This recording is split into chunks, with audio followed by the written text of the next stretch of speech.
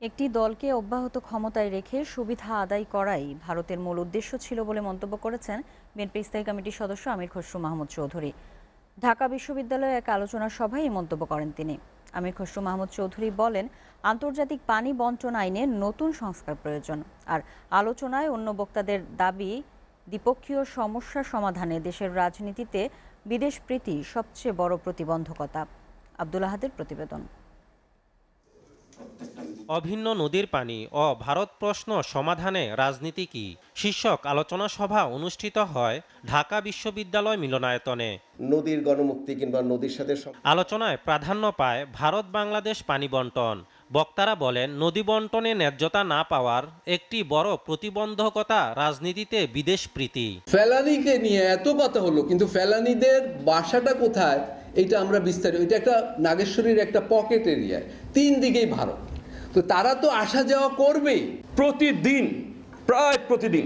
এই যে অন্তর্বর্তীকালীন সরকার আসলো, তারপরে ঠাকুরগাঁয়ে 2 জন কিশোরকে হত্যা করা হলো, প্রতিদিনই কোনো না কোনো সীমান্তে আমাদের দেশের মানুষকে হত্যা করা হচ্ছে।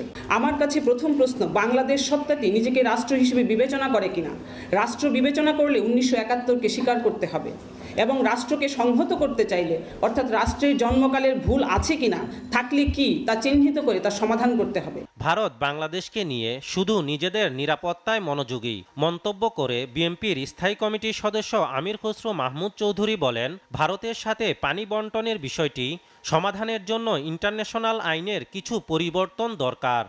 ভারতের সিকিউরিটি, বাংলাদেশের মাধ্যমে তাদের সিকিউরিটি যে কিভাবে ক্ষতিগ্রস্ত হতে পারে, এই জন্য তারা খুব চিন্তিত। ভারত বাংলাদেশে একটি গোষ্ঠীকে, একটি ব্যক্তিকে, একটি দলকে অব্যাহতভাবে ক্ষমতায় রেখে তাদের স্বার্থ সিদ্ধি করা।